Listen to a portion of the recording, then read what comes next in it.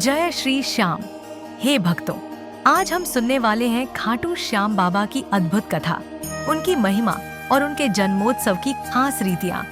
क्या आप जानते हैं कि ये वही बर्बरीक है जो महाभारत के युद्ध में अपने 3 दिव्य बाणों से किसी भी युद्ध का परिणाम बदल सकते थे।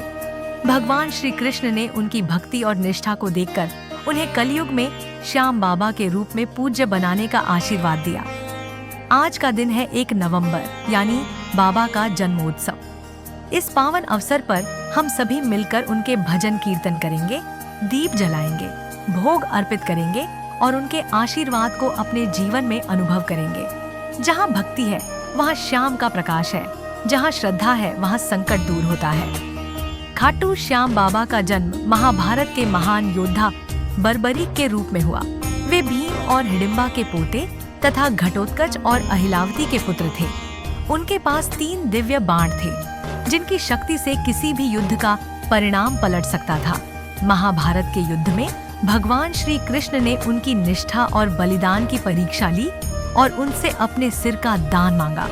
बर्बरीक ने बिना किसी संकोच और अहंकार के अपना सिर दान कर दिया। उनकी भक्ति और बलिदान से भगवान श्री कृष्ण अत्यंत प्रसन्न हुए और आशीर्वाद दिया कि वे कलयुग में श्याम बाबा के नाम से पूजे जाएंगे और सभी भक्तों के संकटों को दूर करेंगे। बर्बरीक के जीवन में उनके 3 पत्नियों की महत्वपूर्ण भूमिका रही।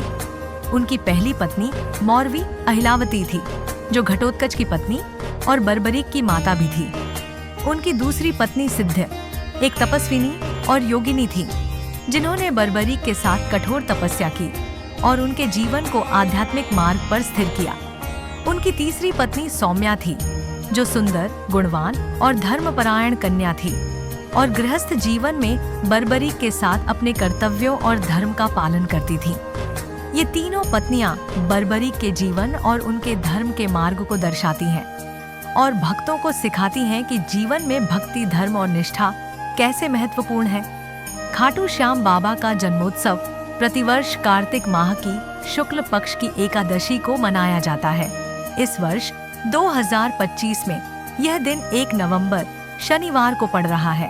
इस दिन मंदिरों में विशेष आयोजन होते हैं। भक्त सुबह सुबह मंदिर पहुंचकर दीप जलाते हैं, बाबा की प्रतिमा का पंचामृत से अभिषेक करते हैं, उन्हें नए वस्त्र और आभूषण पहनाते हैं और भजन कीर्तन करते हैं।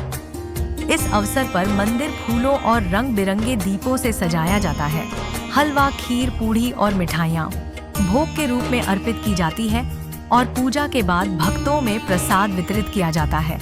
यह दिन केवल पूजा का ही नहीं, बल्कि भक्तों के बीच सामाजिक एकता और भक्ति का प्रतीक भी है।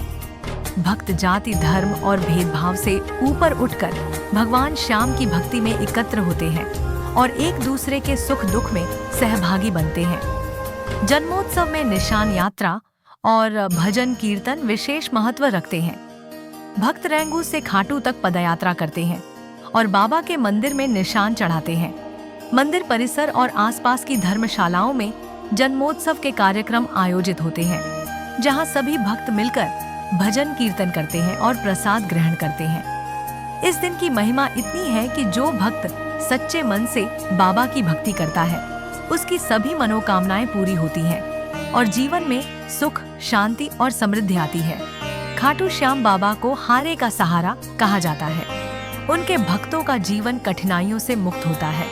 उनकी भक्ति से मनुष्य का हृदय शुद्ध होता है, उसके दुख दूर होते हैं और वह सच्चे मार्ग पर अग्रसर होता है। भक्तों, इस जन्मोत्सव पर श्याम बाबा की कृपा आपके जीवन में हमेशा बनी रहे। अगर आप भी उनके आशीर्वाद से जुड़े रहना चाहते हैं तो सब्सक्राइब करें, वीडियो को लाइक करें और कमेंट में अपने बाबा के प्रति भक्ति व्यक्त करें। जैसे बर्बरीक ने अपने सिर का बलिदान देकर भगवान श्री कृष्ण से आशीर्वाद प्राप्त किया, वैसे ही हमें भी अपने अहंकार और बुराइयों का त्याग कर शुद्ध हृदय से भगवान की भक्ति करनी चाहिए। इस 1 नवंबर 2025 को खाटू श्याम बाबा के जन्मोत्सव पर भजन कीर्तन करें, उनके प्रिय भोग अर्पित करें और उनका आशीर्वाद अपने जीवन में अनुभव करें। जहाँ विश्वास है वहाँ श्याम का प्रकाश है, जहाँ भक्ति है वहाँ संकट दूर हो जाता है। जन्मदिन की शुभकामनाएं। खाटू श्याम बाबा को नमन। जय श्री श्याम।